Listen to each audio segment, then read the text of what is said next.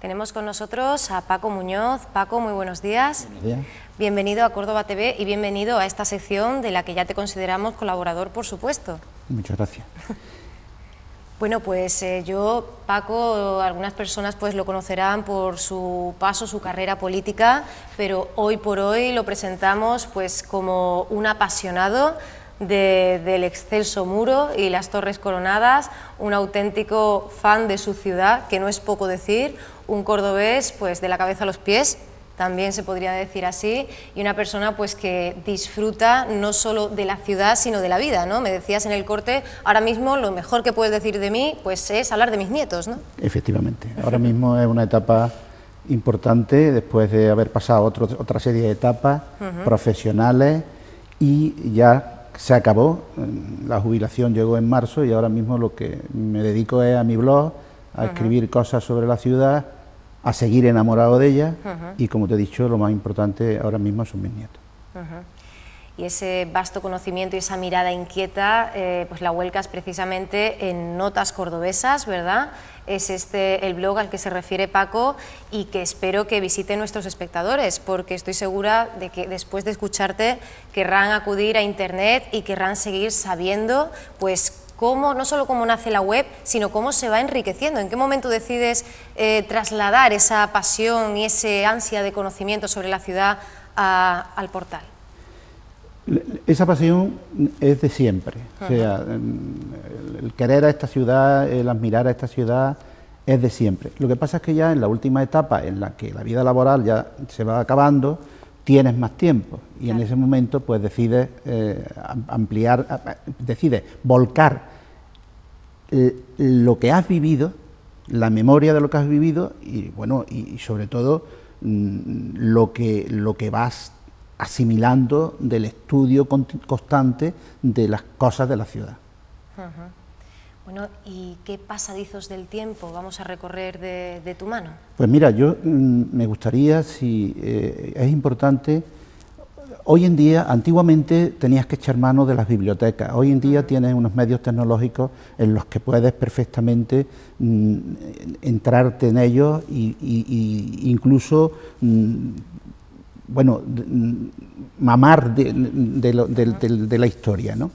Hay unos planos muy interesantes del 1567 de Antón de Mingaerde, un dibujante holandés que le encarga a Felipe II que haga una serie de dibujos panorámicos de las ciudades de España, que concretamente me parece que hace unos 62. 62, sí. Unos 62, y entre los que tenemos un medio de consulta, sabemos cómo era la ciudad, el skyline, la panorámica de nuestra ciudad de 1567, y ha cambiado poco en realidad. Una vista muy privilegiada que ya pueden ver nuestros espectadores en imagen, se ha convertido en un auténtico estandarte de la ciudad, ¿no? En un referente universal, esa panorámica, esa ilustración, esa obra del también conocido como Antón de las Viñas o de Bruselas, dada la dificultad que quizá pues conlleve para un español pronunciar su apellido.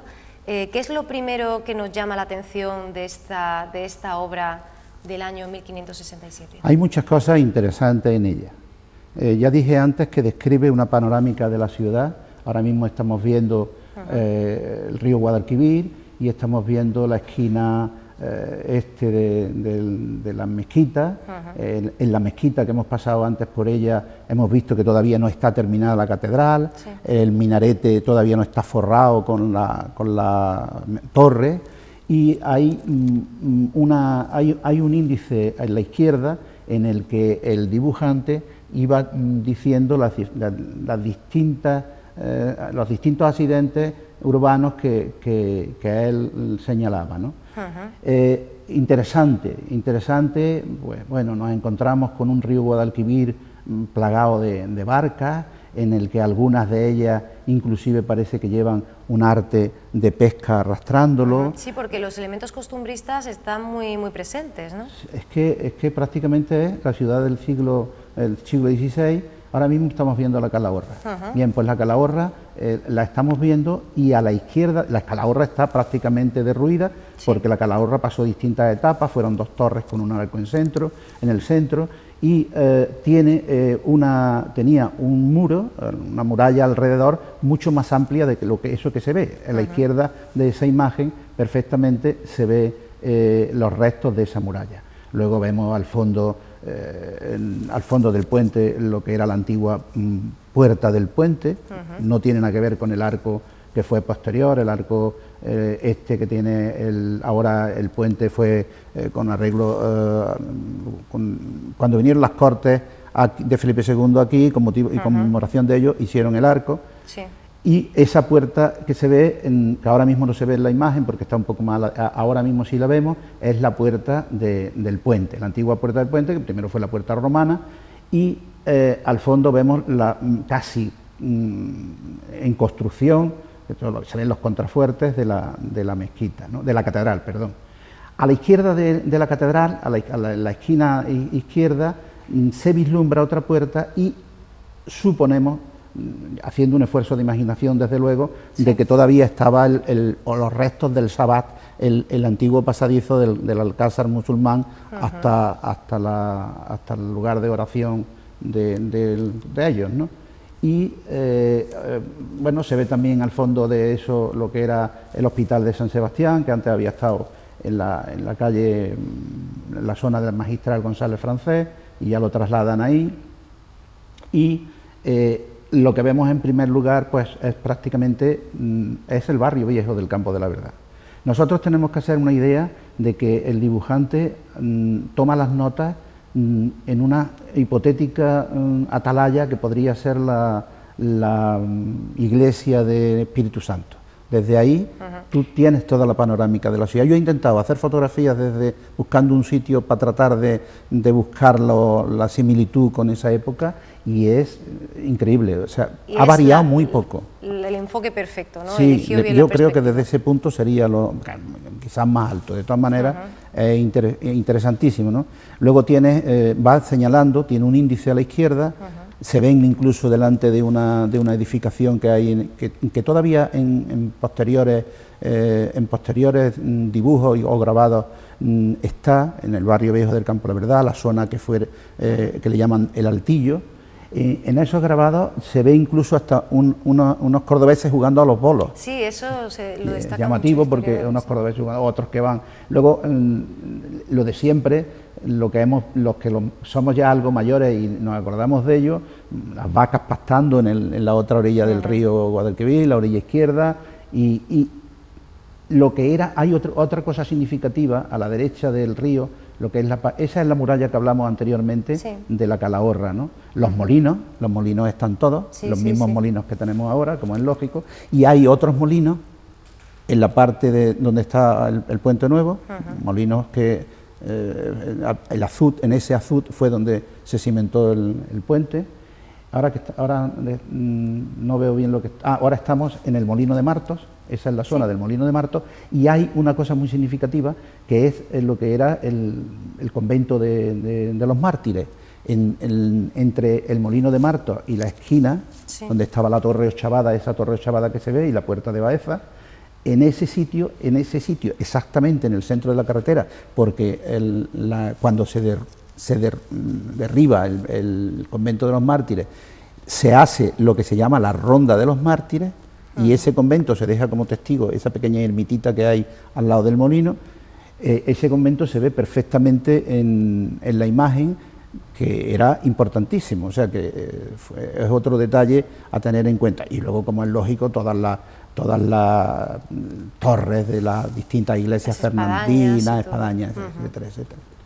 Es completísimo, y además hay algo en lo que ha coincidido siempre, no solo el aparato crítico, los historiadores, sino todos los interesados, que son muchos en estudiar la historia de Córdoba, y es que esta imagen sigue siendo más fidedigna y más exacta incluso que algunas posteriores, ¿no? Es decir, que lo que hizo este pintor de origen flamenco, pues todavía incluso puede superar a algunos intentos posteriores de haber retratado Córdoba, o sea que para la época en la que estamos está especialmente bien y además controla bien ese flujo, esas dosis de imaginación, ¿no?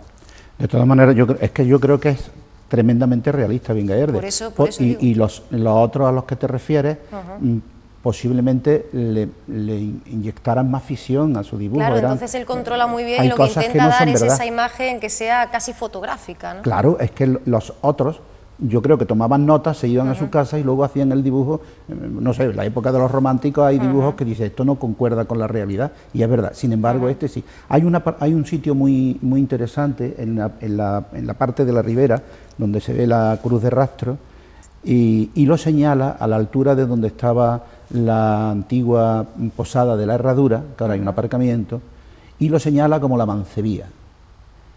1567.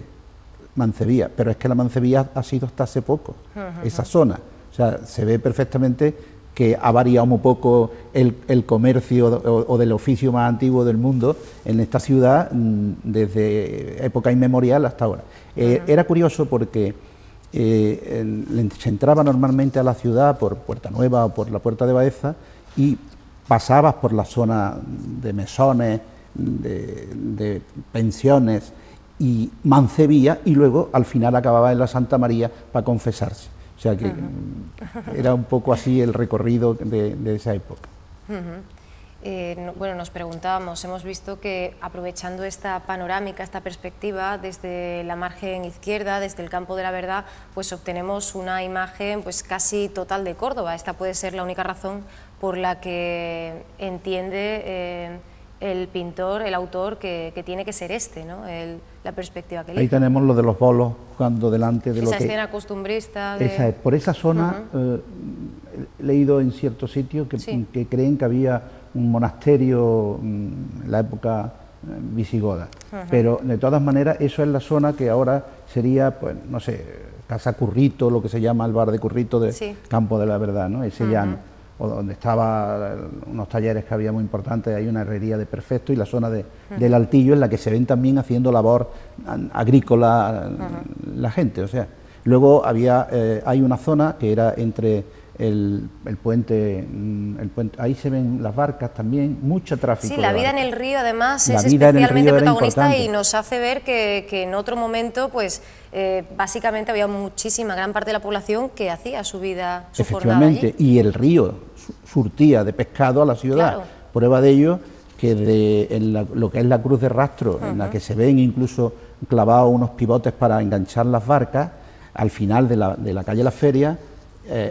había una puerta que se llamaba de la pescadería, e incluso había un espacio grande en la ciudad, en esa zona, que se supone que había una lonja de pescado, o sea que el pescado, el río Guadalquivir surtía de pescado a la ciudad. La agua de aquel tiempo no creo que son las de los tiempos actuales, eso está claro, ¿no? Por tanto el pescado podía comerse sin ningún problema. Iba a decir que había una cosa muy curiosa entre ambos puentes, que había una cosa que le llamaban el tablazo de las damas, y era donde las mujeres de noche, al atardecer, se bañaban, fuera de las miradas indiscretas, ¿no? Y daba la casualidad, o sea, llegó un momento en que aprovechaban para el baño el sonido del reloj, el sonido de las campanas que daban la hora en la que ya anochecía. Y se cuenta, esto no deja de ser una leyenda, que modificaron la hora en la que dieron las campanas para que fueran antes con más luz del día para poder ver a las mujeres bañarse. Y se llamaba el tablazo de las damas. Y bueno, y luego acaba por la derecha en el santuario de la Fuensanta. Dibuja hasta San Jerónimo, el monasterio de San Jerónimo en la sierra. Dibuja Santo Domingo, o sea, lo que es Santo Domingo de Escalaceli. También lo pone, y además lo pone, lo que pasa es que no podremos posiblemente verlo porque hay que ampliarlo, pero tiene una marcación y un nombre que pone Santo Domingo en la propia sierra, otras veces pone Campo, y la firma está en ese monasterio, o ese gran caserón delante de la Calahorra, en el zócalo pone la firma el pintor, pero es desmenuzarlo, es disfrutar viendo, digamos, desde una ventana la Córdoba del 1567. Y eso, hay cosas interesantísimas. Podríamos irnos hasta una palmera, que luego después se ve en el grabado de Gibson, que ese ya es mucho más científico porque parte posiblemente de una fotografía aérea, una palmera que había en lo que era el Palacio de los Duques de Hornachuelos por encima del antiguo, por encima del actual ayuntamiento. Y esa palmera la refleja, se ve ahí y se ve también en el grabado de Gibson del 1853, me parece que. También hay otro elemento del que se ha hablado mucho y al que tú también has aludido, que es la Calahorra, ¿no? El estado de la Calahorra. Sí, la Calahorra ha sufrido muchas vicisitudes. La Calahorra era primero hay unas visitas del programa Arqueología Somos Todos que te explican detalladamente lo que fue la Calahorra. La Calahorra fueron 2 torres con un arco en medio, que todavía, si tú ves la Calahorra ahora mismo con esa extraordinaria reforma que se le ha hecho a todo el conjunto, si tú ves el arco e inclusive ves una entrada con escaleras, o sea, una ventana con unos escalones, que era también por donde se entraba, o sea que primero se pasaba por el medio, luego abrieron el lateral, era una fortaleza, era la fortaleza de entrada a la ciudad por ahí, y lógicamente, bueno, pues ha sufrido muchísimo y bueno, fue cuartel de la Guardia Civil últimamente, fue un museo muy importante, ahora es un museo extraordinario que explica las 3 culturas más importantes y en este caso concreto estaba en un estado de deterioro muy grande. Bueno, ¿y qué podemos decir de...? Porque claro, el dibujo ya lo hemos ubicado, esta obra la hemos ubicado en el siglo XVI, dentro de esa década de los 60 del XVI, en la que Anton van der Wingaerde pues hace ese viaje por la península, pero lo cierto es que no se publica o no se conoce hasta bastante tiempo después, ¿no? La verdad es que la fecha de la publicación no lo sé. Sí sé que hace 62 grabados, que empieza en el 63, en 1563 y acaba en 1567, y todos de la misma categoría. Yo ya no, con exactitud la fecha de su publicación no, pero sí te puedo decir que yo sigo sacando siempre, saca alguna curiosidad nueva cuando lo observa. Es tremendamente interesante. Es como un espacio, ¿no?, en el que perderse. Es mirar de una ventana. Es una ventana abierta, claro, a una Córdoba que evidentemente está ya muy lejos, pero cuya fisonomía pues todavía nos recuerda y mucho, ¿no?, a la ciudad que todavía transitamos. Efectivamente, ya te digo que en realidad, hombre, también en la parte de lo que es ahora el Alcázar de los Reyes Cristianos, eso sufre una serie de modificaciones, pero sin embargo las murallas de todas las torres que hay entre los 2 puentes, hasta la esquina, digamos, la esquina este, que hay una torre semi-derruida, que era donde estaba la antigua puerta de los Sacos, que se llamaba, que era por donde entraba el grano, posiblemente al Alcázar, y ese era el nombre. Esa puerta, que tiene un puentecito sobre el arroyo, un puente califal del siglo X, que está debajo, exactamente debajo del arco que configura el cruce de la avenida del Corregidor, el puente romano y la avenida del Alcázar. Ahí debajo está la puerta, digo, tapiada, y esa puerta la trasladan en la muralla, en la barbacana de la muralla, un poco más. Eso se ve perfectamente, se ve perfectamente la torre, que era la que contenía esa puerta abajo de la muralla, en la esquina izquierda del muro. Más cosas interesantes, yo creo que son todas, porque incluso se vislumbra el antiguo monasterio de la Huerta, que estaba en la Victoria, en mitad de los jardines de la Victoria, y sobre todo lo que es llamativo, que la torre de la catedral está todavía en minarete, o sea que es la época en la que están construyendo, en la que está, bueno, construyendo y destruyendo, porque en el fondo la construcción de una cosa significó gran parte de la destrucción de la otra, y yo pienso que a lo mejor si no se construye, a lo mejor lo otro hubiera acabado en la ruina, como acaban muchas cosas. Yo qué sé, es muy difícil precisar si es una cosa mala o no es mala. El tiempo es el que es, la vida va siendo así, y bueno, pues muchas veces la protección de unas cosas viene como consecuencia de una intervención que se tiene de otra institución distinta, en este caso la Iglesia. Y digo que, bueno, se ve perfectamente el trazado de la calle de la Feria, se ve perfectamente lo que era... hay una cosa muy curiosa, porque al lado del Molino de Martos, había aquí una tradición de curtido de pieles. Los molinos primero fueron para moler harina, para hacer harina, y luego después se utilizaron como batanes. Entonces hay una parte en el río, hay como especie de una isla delante del Molino de Martos, que le llamaban curtidurías o pelambres. Era la zona de pequeñas piscinitas donde se metían las pieles, se ponían al sol y se le quitaba el pelo. Por eso decían pelambre y el otro curtiduría. Son detalles que te llaman la atención, y evidentemente pues todo el famoso, el skyline de la ciudad, en el que tú miras ahora y ves las mismas torres que veía Vingaerde en el 1567, o sea que el horizonte es exactamente el mismo. Y además en un prodigio en cuanto al posicionamiento, ¿no? Porque Exacto, esto siempre ha sí. sido una crítica de a lo mejor otros grabados, otras imágenes. Aquí está especialmente acertado el autor, ¿no? Exactamente, o sea, tú ves la ciudad ahora, le haces una fotografía, la comparas, porque en realidad tomaba notas. Yo creo que tomaban notas. Hay algunos estudiosos de este dibujante que tienen notas que él ha tomado, bocetos, en los que dibujaba lo que quería y el sitio, el emplazamiento donde estaba. Por tanto, yo creo que es un prodigio en cuanto a la realidad de lo que vemos y de lo que tenemos.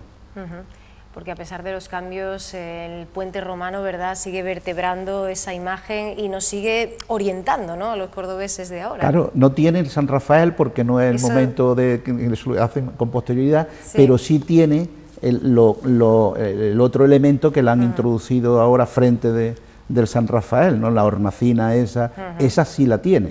O sea que tú ves el puente, y luego el puente, pues claro, se ve el gran deterioro que tiene el puente.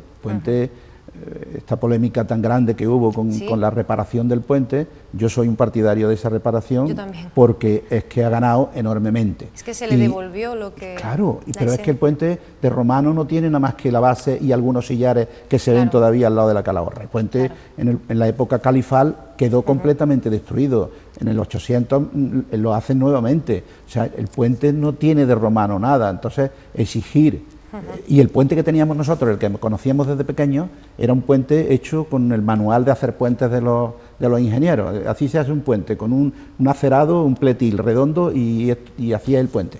Y hoy en día pues el puente se asemeja mucho más a cómo fue en determinados momentos, pero tampoco es la realidad del puente. O sea que, y luego tenemos que muchos cordobeses, desde luego, muchos, entre los que yo me incluyo, hablamos por boca de ganso, que es hablar por hablar, porque a mí me ha llegado personas que no tienen ninguna calidad desde el punto de vista científico de nada, yo tampoco la tengo desde luego, pero que te hablaban del corte de las losas del pavimento del puente. Mire usted, el corte de las losas del pavimento, el arquitecto ha considerado que era lo más idóneo y de todas maneras, pero concretando, y no levantar la polémica otra vez, concretando, el puente y todo el conjunto, el arco y todo lo demás, y la Calahorra incluida, es, desde mi punto de vista, maravilloso. Importante, eso le ha dado a la ciudad un aire que no tenía. Pues sí, yo creo que con el tiempo mucha más gente está apoyando cada vez más, eso ha sido progresivo. Yo creo que esa polémica se ha ido diluyendo por sí sola. Y con respecto a la obra de Vingaerde, debemos decir que, además lo hemos podido ver en las imágenes mientras Paco nos hablaba, que ha habido otros intentos, ha habido otras tentativas, otras propuestas de panorámicas, de grabados de Córdoba. Tú has nombrado una especialmente importante, la del litógrafo, grabador, el fotógrafo, pintor francés, Alfred Guesdon, ¿verdad? Lo hemos nombrado hace un momento. Decíamos que había salido esa obra de un daguerrotipo, de uno o de varios, de una vista en globo al vuelo. E incluso debemos decir que con respecto a esta obra sí hay algunas ubicaciones sobre las que se duda, sobre las que existe, como la ubicación de San Hipólito, por ejemplo, y sin embargo, pues con el caso de Vingaerde, que es muy anterior, pues no sucede esto, ¿no? Claro, es verdad, el grabado de Gibson es otro elemento de consulta, pero el grabado de Gibson es del 19. Claro. Lo que tú has dicho es cierto. Hay otra concepción también a la hora de enfocar esa obra. Tiene que haberse hecho desde un globo aerostático, porque la realidad es que esa perspectiva no la puedes tener. Pero luego tenías que tener una dificultad. Los daguerrotipos no eran una instantánea. La inmovilidad del globo tenía que ser especial. O sea, el globo no podía moverse en absoluto, porque tú ibas a tener una exposición muy elevada, ¿no? Claro. Que eso serviría de nota y luego el dibujante trataría de trasladarlo al papel. Pero hay muchas cosas muy curiosas ahí también. Lo que dices de San Hipólito es posible. Yo no me he fijado en ese detalle, ¿no? Estaba ya la Plaza de Toros, se ve perfectamente San Cayetano, se ve perfectamente la Plaza de Colón. Y hay un detalle muy significativo, que es que lo que era el Alcázar, lo que es el Alcázar ahora, lo que era la puerta de la cárcel, del Alcázar, cuando fue cárcel militar, y tenía delante una columna con un San Rafael, de estos muchos triunfos que hay por la ciudad, que a su vez, que se quitó y se trasladó a la estación del ferrocarril. Y eso se ve perfectamente. Se ve el Camposanto de los Mártires, lo que era el Campillo del Rey, totalmente aislado, porque no existía la carretera de la avenida del Dr. Fleming. Eso desde arriba tiene un sabor también muy importante. Y se ve la palmera, esa que hemos hablado, claro, es verdad, del Duque de Hornachuelo. Eso se ve también, exactamente. Pues por eso la obra además tiene varias fases, porque como hemos dicho, pues el daguerrotipo ya es una forma muy primitiva de fotografía, entonces como si de un fotógrafo moderno, el concepto de fotógrafo que tenemos hoy día se tratara, el arquitecto pues hace algo en principio bastante objetivo, pero luego le añade, ¿no?, esa dosis de... Fíjate, ahora mismo lo estamos viendo, estamos viendo San Pedro, estamos viendo la corredera y estamos viendo una columna de humo que era de la fábrica de sombreros de Sánchez Peña. Sánchez Peña fue un cordobés ilustre que trajo la modernidad, incluso, y la fábrica de sombreros era donde está ahora la antigua, el centro cívico de la corredera, y esa es la chimenea. Si se pudiera desplazar hacia la derecha un poco más la imagen, ahora nos movemos, digo porque veríamos... Vamos a ver si podemos... Hay posibles dificultades técnicas, pero bueno, bien, bueno, pues es igual, entonces no hay seguimos ningún problema. hablando. Sí, es cierto que esta perspectiva, los primeros planos no tienen problema. Posiblemente ya en la distancia sí haya se pueda apreciar ese error que tú dices de ubicación. Sí. Que no me... Sí, pero es verdad que grosso modo es bastante fidedigno. Es la ciudad fidedigna. Aquí al fondo tenemos San Cayetano, estamos viendo la cúpula de la iglesia de la Compañía. En realidad ya lo que es la mezquita, la catedral y la torre, claro, estamos hablando del siglo XIX, ¿no? En el fondo vemos la Torre de la Malmuerta. Ahora estamos viendo la parte de la Calahorra y el barrio viejo del Campo de Verdad, y todo lo que es los molinos, Molino San Antonio, de en medio, Papalotierno, y luego a la izquierda la Albolafia. O sea, también ya tienes aquí, como es lógico, San Rafael, en el puente. Este es interesante también, muy interesante. También descubre cosas, pero claro, este ya está trabajado con una técnica, con la fotografía primitiva primero, y muy difícil hacerlo, ¿no? Fíjate, claro que sí. Ahí está el camino que había desde la puerta del puente. Hay un camino que pasaba por la Albolafia y que era el camino que luego corría alrededor, delante de la muralla, que acababa en la Alameda del Obispo. Eso se llamaba el camino de la Alameda del Obispo. Ahí se ve, ahora mismo estamos viendo lo que es el seminario, y ya estamos en el margen izquierdo, se ve la columna del San Rafael que te he dicho, del triunfo de San Rafael, que luego se traslada a la plaza de la estación. Y ahora que estamos viendo, ahora estamos viendo parte del Campo Santo de los Mártires, la Huerta del Rey a la izquierda, la Puerta de Almodóvar a la izquierda arriba, y prácticamente, y hay una cosa que siempre me llama mucho la atención, porque cuando nos desplazamos hacia la derecha un poco, se ve mi casa, se ve la casa donde yo he nacido, en la calle Cardenal Herrero, y siempre me llamaba la atención mirarlo con una lupa. Eso que todavía estamos... En 1853... Claro, más de medio siglo, de siglo y medio antes de que la ciudad, digamos, que abandone ya decididamente ese perímetro, exceda el perímetro de las murallas. Estamos viendo ahora mismo la torre, estamos viendo Caballeriza, lo que es la cuadra, lo que es la nave principal de Caballeriza, y el patio, el picadero, o sea, el patio principal y la cuadra número 1, que es la línea que tiene de edificación más baja. Ajá. Luego, a la derecha de esa línea hay una casa, que era esa casa era una casa regionalista que estaba donde está el gran eucalipto delante de la torre, donde están las piscinas. Ahora el realizador nos lleva a la otra esquina, en la que, bueno, se está viendo al fondo el campo Madre de Dios, o el Carmen, posiblemente el Carmen, se ve la Magdalena, San Pedro, eso, y el campo, y sobre todo el campo, ¿no? Volvemos, que estamos viendo otra vez al lado de San Pedro, a la izquierda, la chimenea de la fábrica de sombreros, y la ribera. Ya estaba hecho en aquel tiempo, estaba hecho el murallón que duró 60 y tantos años en hacerse. Aquí me habían dicho que ya va a durar más que la obra del murallón, y es que el murallón tardó 60 y tantos años en hacerse, y ese murallón ya lo tienes en el 1853, pero todavía no estaba abierta la Ronda de los Mártires. El murallón era desde Martos hasta la Cruz de Rastro, luego hacen desde la Cruz de Rastro hasta el puente, o sea, hasta el puente romano. Entonces, eso es, yo es que disfruto mirando eso, porque es muy curioso, cada vez descubres cosas. Estoy deseando de coger el plano para comprobarlo de San Hipólito. Sí, eso que has dicho. porque además eso ha suscitado siempre mucho debate. Descubres una cosa nueva. Yo no me había dado cuenta de ese detalle.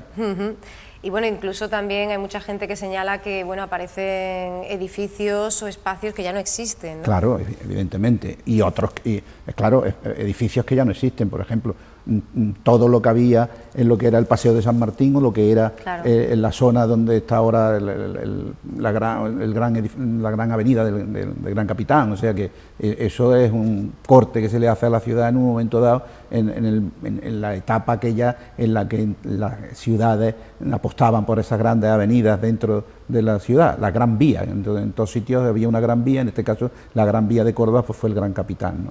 Y eso fue derribar muchos edificios y una operación urbanística y especulativa enorme de quien estaba en el poder en su momento.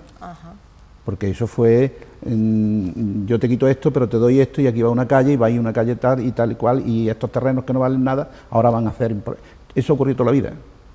Sí, que no nos creamos que es algo no hay nada nuevo bajo el sol. El tema, la especulación ha habido siempre, y el que estaba en la parcela del poder, que sabía lo que iba a ocurrir, pues hacía las cosas a su manera. De todas maneras, bueno, pues es verdad lo que dice, hay una serie de espacios que antes no estaban, una serie de edificios que estaban y ya no están, y eso forma parte de la vida de la ciudad y del cambio continuo que tiene diariamente. Pues sí, la Puerta del Colodro, la de Plasencia... Puertas que desaparecieron, solo nos quedan las de la Puerta Almodóvar y la del Puente, o sea, ya en realidad todas las demás desaparecieron. Y hay una muy interesante que hice un trabajo consultando a profesionales, la que suponemos es la antigua Puerta de la Pescadería, que está en un pequeño bar que hay en la calle Cardenal González, al final, a la salida de la Cruz de Rastro. Es muy interesante, todo esto lo tengo en el blog, y es muy interesante. Cualquier día pues lo tratamos directamente, cuando a ti te parezca, si vamos a continuar con esta serie de... Por supuesto, porque nos hemos quedado con las ganas de seguir escuchándote, y es que es verdad lo que dices. Incluso paseando por la ciudad nos podemos encontrar en cualquier momento frente a una pequeña calleja, frente a un rincón, a una esquina, a un elemento que nos llama la atención, ¿no? Y que nos lleva a hacer ese viaje, ¿no? Cualquier cosa. Tú pasas por la calle Rey Heredia y te encuentras en la esquina del convento de la Encarnación un miliario romano de un famoso de Vergeta, la familia de los Marios, que eran los que tenían el control de las minas de Cerro Muriano, pero era el que pagó el circo romano que está ahora visible, afortunadamente, los restos en el Museo Arqueológico. Esa columna conmemora que colaboró en la construcción del circo romano, que duró hasta el siglo III, o sea que duró 300 años el circo, que tenía una capacidad de 10.000 espectadores. ¿Tú te lo imaginas? Por ejemplo, pasar por Jerónimo Paz y decir, y aquí estaba la escena, y aquí estaba el graderío, y este era el circo romano, no te lo puedes imaginar, pero está ahí. Es difícil hacerse a la idea y por eso es tan importante tenerte aquí, ¿verdad? Así que esperemos, Paco, que vuelvas. Yo estoy a vuestra disposición, pero vuelvo a reiterar una cosa, yo soy, como decía mi madre, aprendiz de mucho y maestro de nada, o sea, por tanto, quiere decir que yo no soy un experto soy un aficionado. Bueno, pues un aficionado que sabe muchísimo y que está enamoradísimo de la ciudad que le ha visto nacer, que eso ya me parece un valor a tener en cuenta. Así que, Paco, no te voy a pedir que desveles de qué nos vas a hablar en tu próxima visita a esta sección de patrimonio de los martes. No sé, podríamos, si... En principio no tengo nada. En principio yo no tengo nada previsto. Yo creo que lo podemos dejar al azar, sobre la marcha, pues lo vemos.